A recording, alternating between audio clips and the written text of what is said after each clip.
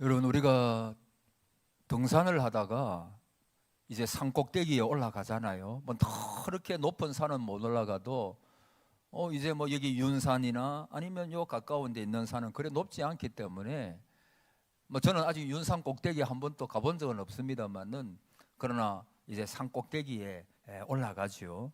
그런데 그 산 꼭대기에 올라가 가지고 거기에서 영원히 머무를 수는 없죠. 그 산 꼭대기는 전망도 좋고 공기도 좋고 아름다워요. 그러나 다시 골짜기를 통해서 좀 큰 산은 골짜기가 있잖아요. 그래서 그 골짜기들을 통해 가지고 밑으로 내려와야만 합니다. 골짜기에 내려오다 보면 산 정상보다는 공기가 더 안 좋고 전망도 거기보다도 훨씬 못하죠. 그러나 어쩔 수 없이 우리는 내려옵니다. 마찬가지로 우리 그리스도인은 자신이 언제나 인생의 꼭대기에서 쉬고 있을 수 없다는 것을 잘 알기에 종종 슬픔과 고통의 골짜기로 내려가지 않으면 안 되며, 심지어 우리의 인생의 끝날에는 죽음의 골짜기도 통과해야 된다라고 하는 사실을 우리는 너무나 잘 알고 있습니다. 여러분, 우리가 변화산 이야기를 잘 알잖아요. 거기에 올라가신 주님께서 완전히 변화가 되셨어요. 그리고 거기 보니까 베드로가 제자들이 보니까 엘리야와 모세, 예수님이 서로 이야기를 하고 계십니다. 그래서 이 베드로가 여기에 초막셋을 짓자고, 하나는 주님 위하여, 하나는 모세를 위하여, 하나는 엘리야를 위하여. 그가 지금 무슨 말을 하는데도 자기가 지금 무슨 말 하는지도 잘 모릅니다. 하여튼 그 꼭대기 거기다가 초막을 지어가지고 거기에서, 여러분, 그 영광이 얼마나 멋지고 좋았으면은 거기에 머무르고 싶어 했겠어요. 그러나 조금 있다가 모세도 보이지 아니하고 엘리야도 보이지 아니하고 구름이 덮고 거기서 소리가 납니다. 그리고 예수님만 보이고, 이는 내 사랑하는 아들이고 내가 기뻐하는 자다, 그런 말씀만 들려요. 변화산 꼭대기에 있고 싶죠. 은혜의 자리에 있고 싶어요. 그런데 내려와야 합니다. 왜 내려와야 하죠? 거기에 우리의 삶의 모든 기반이 있고 거기에 하나님의 일이 놓여져 있기 때문에 우리는 산 꼭대기에 올라가 가지고 거기서 야호하면서 계속 머무를 수는 없고 산 밑으로, 산하로 내려와야 합니다. 여러분, 우리가 산 골짜기, 시편 23편을 새벽에 많이 말씀드렸습니다마는 사망의 음침한 골짜기를 지납니다. 그런데 그 지나놓고 보면 내가 좀 행복했는데 갑자기 그 골짜기, 사망의 음침한 골짜기니까 고난이 다가오고 언제 내가 파괴될지도 모르고 어려움이 있어요. 그런데 여러분, 그때마다 우리가 꼭 기억해야 될 것은 주님께서 산 꼭대기에서 뿐만 아니라 산 골짜기에서도 우리 모두와 함께하고 계신다라고 하는 사실을 절대로 잊어버리면 안 됩니다. 여러분, 성경이 그 이야기입니다. 내가 너를 떠나지도 아니하고 버리지도 아니하고. 그 앞보니까 과연이라고 하는 말이 붙어. 내가 과연 너를 버리지 아니하고 내가 과연 너를 떠나지 아니하리라. 과연, 왜 과연을 붙였을까요? 너무나도 확실한 거다. 너무나도 확실한 거다는 거예요. 내가 세상 끝날까지 너희와 항상 따라합시다. 항상, always, 항상 산 위에서도 산 골짜기에서도 산 밑에서도 언제나 항상 내가 너와 함께 한다. 내가 사망의 음침한 골짜기를 다닐지라도 해를 두려워하지 않을 것은 주께서, 따라합시다, 나와 함께 하심이라. 나와 함께 하심이라. 다윗은 그렇게 고백합니다. 여러분, 진주만 공습 이후에 미국이 처음으로 2차 세계대전에 참여했을 때 루즈벨트 대통령은 이렇게 말했습니다. 미국 시민 여러분은 목전에 닥친 어두운 날들에 대비하지 않으면 안 됩니다. 사상자 숫자는 늘어날 것이며 많은 가정에 슬픔이 닥쳐오게 될 것입니다. 여러분, 전쟁은 그것을 미리 보여줍니다. 2차 세계대전이 터졌을 때 많은 그 가정의 아들들이 전사할 것입니다. 그리고 많이 다칠 것입니다. 이전의 삶은 없어질 것입니다. 그러므로 우리가 그것을 대비해야 합니다. 잘 준비해야 합니다. 라고 하면서 루즈벨트 대통령은 우리는 그리스도에게로 돌아가야 합니다. 한 나라의 대통령이 미국이니까 우리는 그리스도에게로 돌아가야 합니다. 그는 그렇게 이야기를 했고, 많은 사상자들이 나타났을 때에 그리스도를 통해서 미국은 위로받을 수가 있었습니다. 여러분, 우리도 골짜기 체험을 준비해야 합니다. 여러분, 기차편으로 어떤 사람이 여행을 하고 있는데 햇살이 얼마나 아름답게 비치는지 창문을 통해서, 그래서 그 기차 안을 환하게 만듭니다. 그런데 갑자기 기차 안에 있는 등이 다 켜집니다. 아니, 지금 이렇게 맑은데, 이렇게 밝은데 웬 등이 켜지나? 여러분, 조금 있다가 뭐가 오는 거죠? 터널이 오는 것입니다. 터널을 지날 때 그 등을 켜지 아니하면 깜깜하게 될 것입니다. 그래서 미리 등을 켜는 겁니다. 등이 켜질 때 터널이 조금 있다가 오겠거나. 그래서 조금 지나면 그 터널 속으로 지나지만 등이 켜져 있으므로 그 기차 안은 밝은 거예요. 여러분, 우리는 인생을 어떤 때는 행복하게 살아갑니다. 즐거운 인생으로 살아갈 때가 있습니다. 그러나 어느 날 갑자기 어려움과 또 절망의 어두움이 다가올 때가 있습니다. 이와 같은 터널 속으로 들어가기 전에 우리는 준비해야 합니다. 등불을 준비해야 합니다. 그 등불이 누구시냐? 그분이 바로 그리스도십니다. 여러분, 오전에도 말씀드렸지만 욥이 어두운 골짜기에 갑자기, 그야말로 갑자기 떨어졌지요. 모든 것을 잃었습니다. 그러나 욥에게 지탱하는, 사실은 물질이나 자녀나 아내나 자기 건강한 몸이나 그것이 자기를 지탱해 주는 것이 아니었습니다. 욥은 그것을 너무나 잘 알았습니다. 욥이 지탱하게 되는 분이 누구냐? 그가 나를 죽이실지라도 오히려 내가 그를 의지하리로다. 그분이 누굽니까? 내가 알기에는 나의 구속자가 살아계시니, 나의 구속자가 살아계신다. 그분이 누굽니까? 하나님이십니다. 주님이십니다. 그러니까 욥의 의뢰할 분은 누구냐? 세상적인 게 아닙니다. 오직 여호와 하나님이십니다. 여러분, 바울도 어두운 골짜기를 많이 지나갔습니다.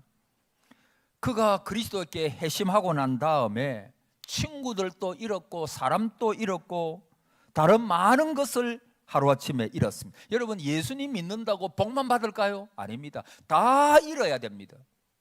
사도 바울은 모든 것을 잃어버려요. 사실 자기도 그것을 배설물로 여겼습니다. 그는 그리스도 때문에 온갖 수모를 당했습니다. 그는 고린도 전후서에 보면 그가 당해야 했던 많은 말할 수 없는 고난을 말하고 있습니다. 그러나 여러분, 그가 그 고난을 당하면서 하나님 앞에 원망했다, 불평했다는 말이 그의 서신서에 나옵니까? 절대 나오지 않습니다. 그를 대적하는 모든 것들이 오히려 유익이 되었다고 말합니다. 왜 그렇게 말할 수 있었을까요? 그는 고난 가운데서 함께 하시는 그 주님을 체험했기 때문입니다. 알았기 때문입니다. 믿었기 때문입니다. 그래서 그 고난도 그는 내게 유익이라 그렇게 말할 수가 있었습니다. 요한도, 사도 요한도 마찬가지죠. 그가 밤모섬에 유배당했습니다. 그때 하나님께서 그 외로운 요한의 그 영안을 열어주셨습니다. 그리고 그가 하늘에 본 것들을 계시록을 통해서 계시록을 해가지고 그가 기록을 했죠. 그는 천국과 하늘나라의 영광을 보았습니다. 그리고 예수님께서 그를 기다리심도 보았습니다. 그가 아멘 주 예수여 어서 오시옵소서라고 할 만한 영광을 보았고, 그는 진짜 그 고난 가운데서도 그리스도를 기다렸습니다. 여러분, 오늘 시편 46편은 정말로 제가 좋아하는 시입니다. 우리가 시편 23편도 좋아하지만 시편 46편을 좋아하시는 분들이 참 많을 거예요. 저도 이 시편을 얼마나 좋아하는지 모릅니다. 특별히 종교개혁자 루터가 가장 애송했던 시가 시편 46편, 오늘 읽은 말씀입니다.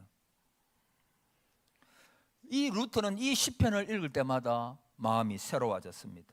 그가 가장 치열한 공격을 당했을 때, 생사의 갈림길에 있었을 때 그의 절친이었던 멜랑기톤에게 이렇게 말했습니다. 여보게, 우리같이 시편 46편을 찬송하세.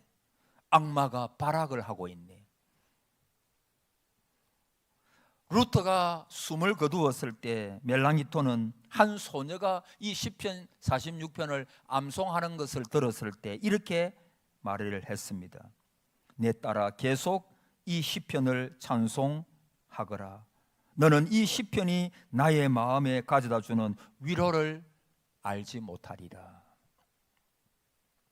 여러분 1절 보십시오. 하나님은 우리의 피난처시요 힘이시니 환난 중에 만날 큰 도움이시라. 그러므로 땅이 변하든지 산이 흔들려 바다 가운데 빠지든지 바닷물이 솟아나고 뛰놀든지 그것이 넘침으로 산이 흔들릴지라도 우리는 두려워하지 아니하리로다. 여러분 2절 다시 보십시오. 2절에 보면 그러므로 땅이 변하든지 산이 흔들려 바다 가운데 빠지든지 그랬죠.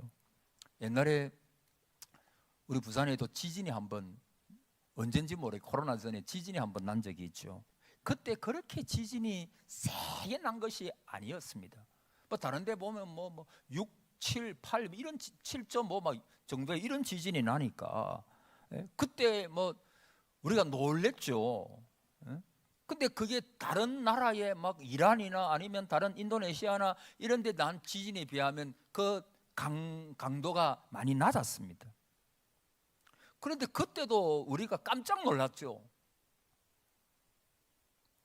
그 지진을 경험해 보면 왜 지진이 무서운가 그걸 우리가 압니다.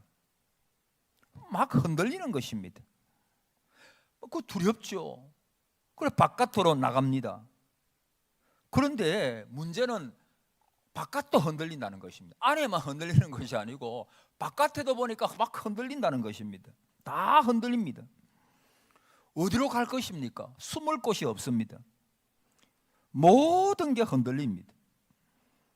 감당 못하는 두려움입니다. 생각지도 못하는 두려움이. 여러분 더 큰 두려움이 뭐죠? 한 번 흔들림으로 끝나지 않더라는 것입니다. 또 흔들릴 수 있다는 두려움, 그 여진이라 그러잖아요.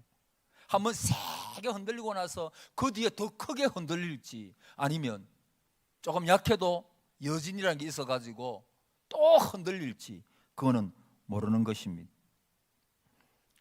지진이 얼마나 무섭고 힘이 든다는 것을 우리 부산에서도 그 조그만 경험을 통해서도 우리가 압니다.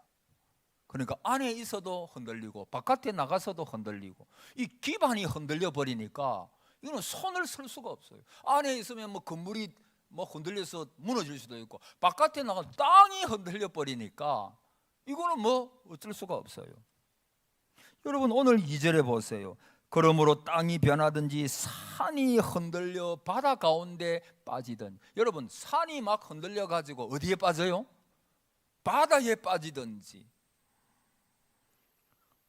우리가 무서운 지진을 한번 경험하게 되면 이 말씀의 의미가 무엇인가를 우리가 잘 알게 될 것입니다. 여러분, 땅만 흔들립니까?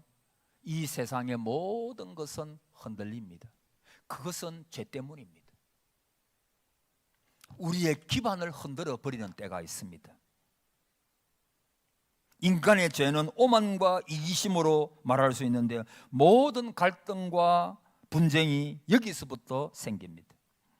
이거는 계속 인간 역사에 있어왔고, 갈등이 있어왔고, 재림 때까지 그렇게 될 것입니다. 나라와 나라가 싸우고 전쟁이 일어나고 민족과 민족이 서로 대적을 하게 돼요. 아니요, 좁게 말해서 우리의 삶의 기반을 송두리째 흔들어 버리는 듯한 그런 일들도 있게 되는 것입니다. 자, 근데 5절에 보니까 이렇게 말씀하고 있죠. 우리 5절 같이 한번 읽어보겠습니다. 5절 말씀 다 같이요. 시작. 하나님이 그 성중에 계심에 성이 흔들리지 아니할 것이라. 새벽에 하나님이 도우시리로다. 할렐루야. 여기 그 성중에 계심에, 요 좀 더 정확하게 말하면 요 성중에, 이 말은 교회입니다. 교회 중에 계심에, 여러분, 교회가 피난처입니다. 산성입니다. 교회가 요새입니다. 예수님은 베드로에게 이 반석 위에 내 교회를 세우리니 음부의 권세가 이기지 못하리라. 이 반석, 요 반석이 뭐예요? 베드로의 신앙 고백입니다. 주는 그리스도시요 살아계신 하나님의 아들이십니다. 그 신앙 고백, 믿음 위에 교회가 세워졌어요. 그 믿음 위에. 그래서 독생자의 피로 사신 교회는 우리의 영원한 피난처입니다. 교회를 하나님이 잡고 계십니다. 시온성과 같은 교회에 흔들 자가 누구냐? 왜 교회가 견고합니까? 전능하신 그분께서 교회를 붙들고 계시기 때문입니다. 할렐루야. 그분께서 교회에 힘을 불어넣어 주시기 때문입니다. 그분의 능력을 교회에 불어넣어 주십니다. 그래서 여러분, 교회를 귀하게 생각하셔야 됩니다. 교회에 나와서 예배 드리시는 것을 귀하게 생각하셔야 됩니다. 여러분, 교회 성장학자 맥거바란 박사가 어떤 사람이 교회에 4개월만 안 나오면 술집에 앉아 있을 것이다 라고 말해요. 여러분, 이 교회에 나와서 예배 드리는 거, 이 보통으로 생각해서는 안 됩니다. 하나님 앞에 나와서 우리가 모였으니까 부족한 교회죠. 왜? 저와 여러분이 다 부족하니까. 교회는 다 부족한 공동체예요. 연약한 공동체예요. 그러나 여러분, 이 교회는 하나님의 교회입니다. 하나님의 교회. 하나님께서 피로 사신 당신의 교회입니다. 흔들 자가 누구랴? 역사 속에서 교회를 핍박하려고 그렇게 없애려고 했지만 교회는 순교의 잔을 마시면서까지 교회는 흥황해 왔습니다. 왜냐하면 하나님의 교회이기 때문입니다. 할렐루야. 여러분, 교회를 사랑하십시오. 교회에 드리는 이 예배를 귀하게 여기십시오. 예배 시마다 여러분 교회에 나와서 예배 드리시는 것을 귀하게 생각하십시오. 가정에서도 예배 드림도 좋지만 우리가 하나님의 교회에 함께 모여서 이 하나님의 교회에서 함께 예배 드림이 얼마나 우리에게 큰 축복인지 모르는 것입니다. 여러분, 오늘 오전에도 말씀드렸다시피 인간은 천성적으로 약합니다. 갈대와 같습니다. 그러나 하나님은 우리의 힘이 되신다 그래서요. 사람은 전능자를 의지할 때 자신의 약함이 강함으로 변화가 됩니다. 사람은 자신 속에서 용기, 자신 속에서 뭔가를 찾으려고 할 때 실족하게 됩니다. 여러분 속에는 여러분을 받쳐줄 만한 어떤 것도 없습니다. 여러분 속에서 그런 것들을 찾으려고 하지 마십시오. 그런 사람은 땅이 변할 때 가장 먼저 벌벌 떨게 될 것입니다. 큰 소리 친 사람이 가장 비겁한 사람으로 떨어지게 될 것입니다. 그러나 그분을 피난처로 삼은 사람은 어떤 상황 가운데서도 평안합니다. 가장 안전한 도피소가 어디냐? 한번 잠도 가니까 따라합시다. 주님의 품입니다. 저를 보세요. 주님의 품입니다. 교회입니다. 할렐루야. 주님의 품. 여러분, 아기새가 어미 날개 아래 거할 때 가장 평안을 누리는 것입니다.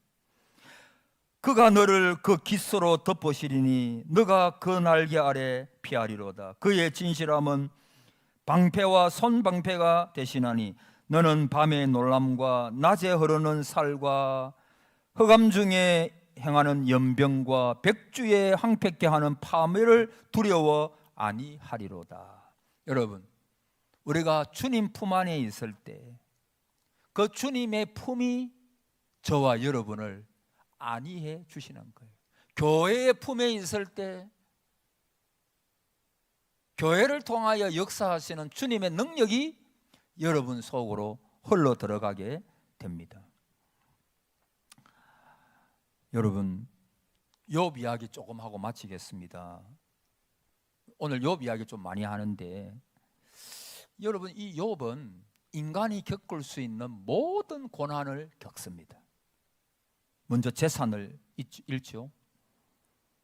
그렇게 애지중지하는, 사람들이 애지중지하는 재산입니다. 피땀 흘린 재산입니다. 그런데 그 재산이 하루아침에 다 날아가 버립니다.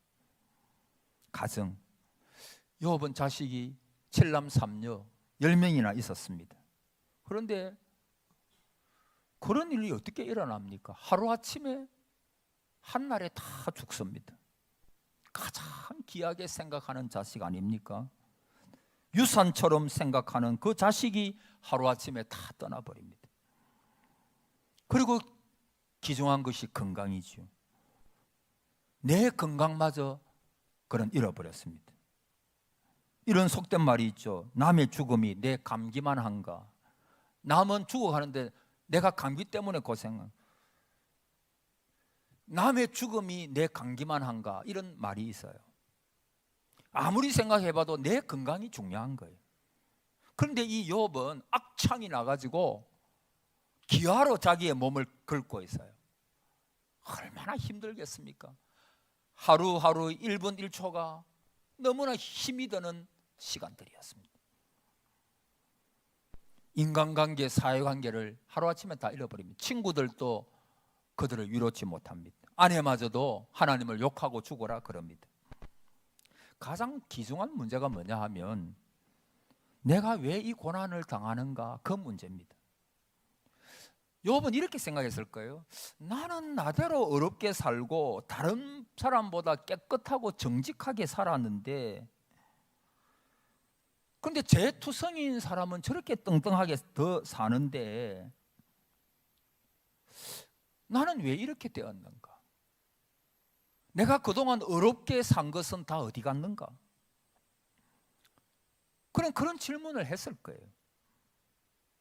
그런데 그가 고백한 내용 중에 백미 중에 백미 가운데 하나가 뭐냐 하면, 내가 가는 길을 따라합시다. 내가 가는 길을 그가 아시나니. 이게 욥의 고백이에요. 내 가는 길을 그가 아시나니. 이 말입니다. 나는 모르겠다는 것입니다. 내가 왜 이런 수모를 당해야 되는지 모르겠다는 것입니다. 내가 하루아침에 이 모든 것을 갑자기 왜 이래야 하는지 나는 모르겠다는 것입니다. 답이 안 나온다는 것입니다. 그런데 그가 고백하면 내가 가는 길을 그가 아시나니. 하나님은 아신다는 것입니다. 하나님께는 내가 버려진 존재가 아니구나 라고 하는 것입니다. 내가 지금 이런 고난을 당해도 나는 버려진 존재가 아니고 이렇게 죽는다 해도 하나님의 사랑에서 벗어난 자가 아니라고 하는 것입니다. 나의 가는 길을 그가 아신다. 나는 버려진 존재가 아니다. 여전히 그분은 나를 사랑하신다. 그 하나님의 사랑을 그 어려움 가운데서도 결코 부정하지 않습니다. 그리고 또 유명한 신앙 고백을 하죠. 나를 단련하신, 따라합시다. 나를 단련하신 후에는, 나는 이 말이 좋습니다. 나를 단련하신 후에는 순금같이 나오리라. 내가 겸손하고 온전하고 연단된 신앙인 것 같지만 나는 어느 정도 된 것 같은데 하나님은 아니라고 하는 것입니다. 하나님의 기준이 있다는 것입니다. 여러분, 의미 있는 고난입니다. 그분의 사랑과 지혜 속에 있는 고난임을 압니다. 오직 그가 아시나니. 전에도 몇 번 제가 강조한 적이, 오직 그가 아시나니. 하나님이 아시면 되지 않습니까? 여러분, 그분이 나의 요새시고 그분이 나의 피할 산성이신데 그분께서 나는 다 몰라도 다 알 수가 없죠. 인생에 일어나는 일들을 누가 다 알 수 있겠어요? 그러나 따라합시다. 그가 아시나니. 그가 아시면 되지 않습니까? 내 일생이 그분의 손 안에 있고 나는 그분의 하나님의 자녀고 하나님께서 그분이 나를 인도하시니 평생에. 그리고 그분이 내 상황을 아시고 그분이 내 가정을 아시고 그분이 내 교회를 아시고 그분이 내 모든 자녀들을 아시고 그러면 됐다는 것입니다. 뭐가 문제나는 것입니다.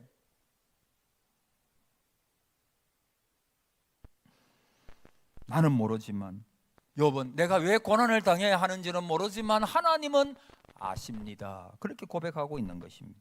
하나님의 아심바 속에 내가 있다는 것입니다. 여러분, 어린아이가 엄마의 손을 잡고 갑니다. 걔가 이제 유치부 애예요. 한번 5살, 6살. 엄마가 어디로 가는지 모릅니다. 그러나 엄마 손만 잡고 졸졸졸졸 따라갑니다. 그는 불안해하지도 않습니다. 왜냐하면 어머니가 자기의 손을 잡고 가기 때문입니다. 어머니 손만 따라 잡고 가기만 하면 됩니다. 어머니가 다 알아서 할 것입니다. 그래서 어린아이는 엄마 손만 잡고 그냥 따라갑니다. 여러분, 그게 성도예요. 나의 미래는 모릅니다. 오늘 일어난 이 일이 무슨 뜻이 있는지를 나는 다 모릅니다. 그러나 하나님은 아십니다. 그리고 그분은 우리의 아버지십니다. 그리고 그분은 우리의 손을 잡고 가고 계십니다. 뭐가 문제입니까? 그냥 하나님만 따라가면 됩니다. 하나님 알아서 해 주실 줄 믿습니다. 하나님은 아십니다. 자, 따라가 마칩시다. 하나님은 아십니다. 나는 모르지만, 나는 모르지만, 나는 모르나 하나님이 아시면 됐잖아요. 뭘 더 물을 것입니까? 하나님 다 아시는데. 여러분, 그분은 우리의 피난처시요 그분은 우리의 산성이라 그렇게 말씀하고 또 힘이시라 그렇게 말씀을 하고 있습니다. 여러분, 이번 한 주간 또 하나님께 비하시기를 바랍니다. 하나님의 힘을 공급받으십시오. 주님, 나에게 굳건한 믿음 더하시고 힘을 더하시고 능력을 더하셔서 두렵고 힘든 광야와 같은 인생길이지만 나는 하나님의 손을 잡고, 아니요, 하나님이 내 손을 잡고 계십니다. 나는 놓을 수 있으나 하나님은 결코 놓으시는 법이 없습니다. 그러므로 우리는 안전한 것입니다. 우리는 평안한 것입니다. 하나님의 전능하신 손 아래 있기 때문입니다. 이번 한 주간 또 이 하나님의 그 보호하심과 인도하심을 확신하면서 어떠한 상황 가운데서도 주님을 향한 믿음을 저버리지 말고 하나님 더 큰 믿음을 허락해 주시옵소서. 내가 하나님께 비합니다. 내가 주님께 비합니다. 하나님을 더욱 의지하는 우리 모두가 되기를 주의 이름으로 축복합니다. 아멘.